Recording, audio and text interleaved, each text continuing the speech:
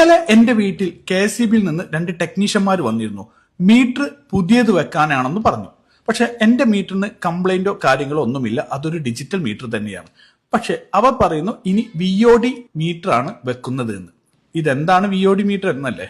VOD metre എന്ന് പറയുന്നത് നമ്മുടെ കൃത്യമായിട്ടുള്ള സമയങ്ങളിൽ നിന്നുള്ള റീഡിംഗ് മനസ്സിലാക്കുന്നതാണ് VOD മീറ്റർ. എന്ന് വെച്ച് കഴിഞ്ഞാൽ വൈകിട്ട് 6 മുതൽ 10 മണി വരെ ഇനി നമ്മൾ ഉപയോഗിക്കുന്ന വൈദ്യുതിക്ക് അതിന് അവർ നിശ്ചയിക്കുന്ന ഒരു പേയ്മെന്റ് നമ്മൾ കൊടുക്കേണ്ടി വരും. ഇത് കേരളത്തിൽ പ്രാബല്യത്തിലായിട്ടില്ല. അതിന് മുന്നോടിയായിട്ടുള്ള മീറ്റർ ചേഞ്ചിങ് ആണ് ഇപ്പോൾ നടന്നുകൊണ്ടിരിക്കുന്നത്.